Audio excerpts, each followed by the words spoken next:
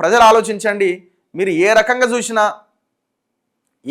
చూసినా ఆ పదవిలో ఉన్నవాన్ని, పదవిలో మీరు గెలిపించిన వాన్ని గల్లాబట్టి నిలదీసి అడగాలంటే మీరు ఫస్ట్ అమ్ముడు పోవద్దు. మీరు ఎప్పుడైతే అమ్ముడు పోతారో వాడు ఆటోమేటిక్గా రాబోయే గెలిచిన తర్వాత 5 సంవత్సరాలు మిమ్మల్ని ఎడమ కాలుతోంది అంటాడు. సింపుల్గా. నువ్వు అప్పుడు ఎంత గింజుకున్నా, ఎంత బొర్లాడినా, వాడిని గల్లాబట్టి అడిగినా, నువ్వు నాకు ఊరికే ఓటేసినావురా అనే ప్రశ్న నిన్ను అడుగుతాడు. నీ దగ్గర సమాధానం ఏది? అందుకే ఆలోచించండి దయచేసి. మెజారిటీ ఎస్సీ ఎస్టీ బీసీలు పోటీ చేయడానికి ప్రయత్నం చేయండి జనరల్ స్థానాల్లో. ఒక యువత కూడా, గ్రామాల్లో ఉన్న యువత అవేర్నెస్ తీసుకొచ్చే ప్రయత్నం చేయండి. అవసరమైతే ఫ్లెక్సీలు ఏర్పాటు చేయండి, చిన్న ఫ్లెక్సీలు ఏర్పాటు చేయండి, చిన్న పాంప్లెట్స్ కొట్టించి డోర్ల మీద అతికించండి, ప్రతి ఇంటి గోడల మీద అతికించండి, ప్రతి చౌరస్తాలో ఒక ఫ్లెక్సీ పెట్టండి. డబ్బులకు అమ్ముడు పోవద్దని.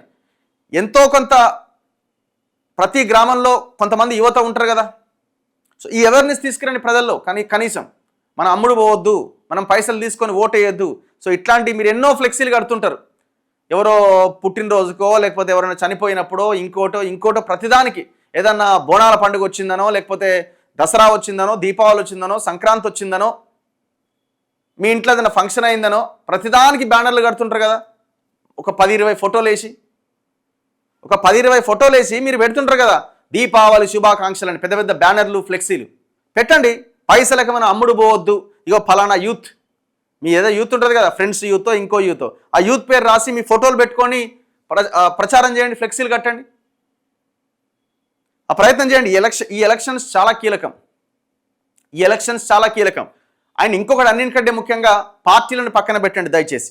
ఇది గ్రామంలో జరుగుతున్న ఎలక్షన్, పార్టీల గుర్తు మీద జరుగుతున్న ఎలక్షన్ కాదు. దయచేసి గుర్తుపెట్టుకోండి. పార్టీల గుర్తు మీద, కాంగ్రెస్ గుర్తు మీదనో, బీఆర్ఎస్ గుర్తు మీదనో, బీజేపీ గుర్తు మీదనో, ఇంకో కమ్యూనిస్ట్ పార్టీ గుర్తు మీదనో జరుగుతున్న ఎలక్షన్ కాదు ఇది. సో కాబట్టి పార్టీలన్నింటినీ పక్కన పెట్టండి.